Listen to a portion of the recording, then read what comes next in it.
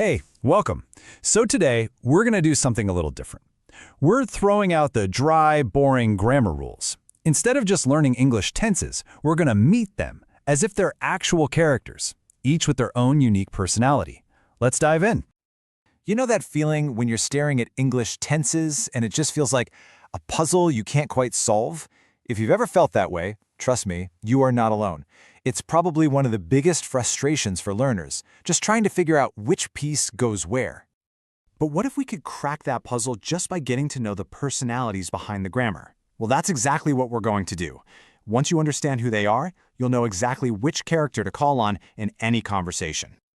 All right, first up, let's meet the team that lives and breathes in the present moment. Now, all these characters deal with now, but you're about to see they have very, very different ideas about what now really means.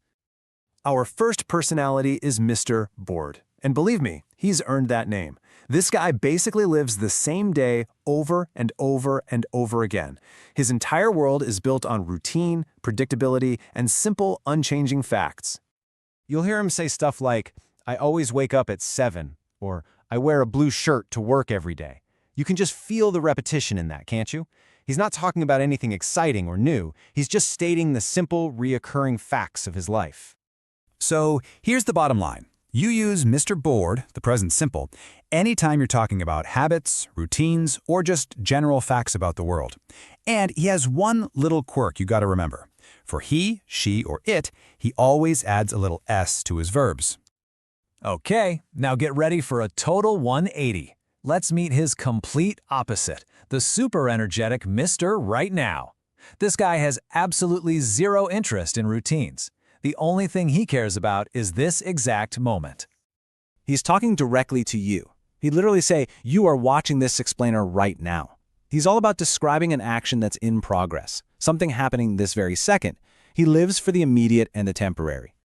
So whenever an action is happening as we speak, or even just in a temporary phase like this week, Mr. Right Now is your guy. And he never works alone. He always brings his crew, am, is, or are, plus a main verb that's always ending in ing.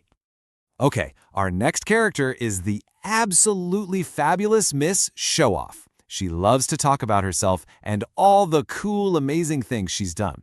But she's also a little mysterious. She almost never gives you the boring little details.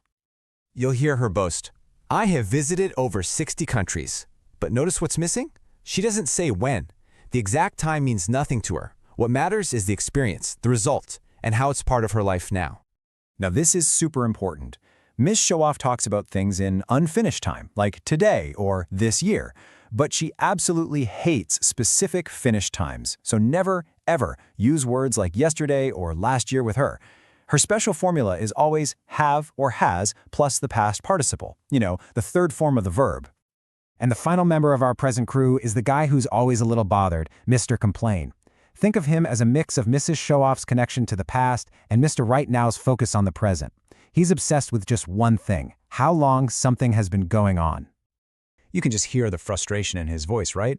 He zeroes in on the duration of something that started in the past but is still happening now. The big deal for him isn't just that it's happening, but for how long it's been happening. Okay, let's leave the present behind for a bit. It's time to meet the characters who help us talk about the past.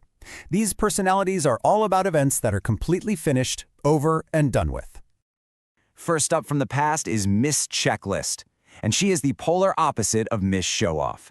Miss Checklist is incredibly organized, super precise, and she loves specifics. For her, an action isn't truly finished until it's been checked off with a specific time and date.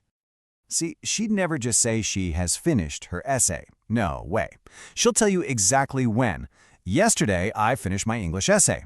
That time marker is her signature move. The action is completely done, locked away in the past. Okay, this right here, this slide is the solution to one of the biggest headaches in English. Let's break it down. Miss Show-Off is all about the result now with no specific time.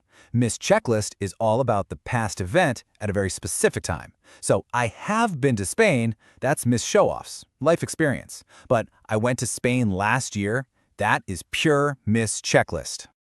But what happens when you have two things that happened in the past and you really need to show which one came first? It can get confusing, right? Well, for that, you need a specialist. You gotta call the explainer. The explainer's whole job is to put the past in the correct order. He uses the past perfect, that's had plus the past participle, to flag the action that happened first. So here, Paula had already signed the contract before she realized she couldn't get out of it. The explainer makes that sequence of events totally clear. So now that we know the individual characters, let's see what happens when they team up.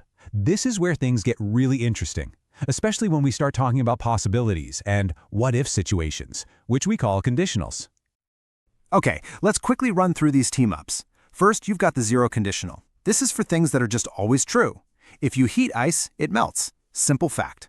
Then there's the first conditional, for stuff that could totally happen in the future. If you study, you will pass. Makes sense, right? Then we get into dreaming with the second conditional. This is for unlikely or impossible situations, like if I won the lottery, I would travel. And finally, the third conditional lets us look back with a little regret. It's for imagining a different past. If I had studied, I would have passed. Each team-up tells a totally different story. So let's wrap this all up in a quick and easy toolkit. Honestly, if you can just remember these key players, you'll solve a huge number of your grammar problems. Mr. Board is for routines. Miss Showoff is for life experiences. No dates allowed. Miss Checklist is for finished actions with a specific date. And the explainer's job is to tell you what happened first. Got it? So now that you've met this whole cast of characters, from the predictable Mr. Board to the precise Miss Checklist, I've got one last question for you to think about. Which tense personality do you find yourself relating to the most? Thinking about it like that might just make everything finally click.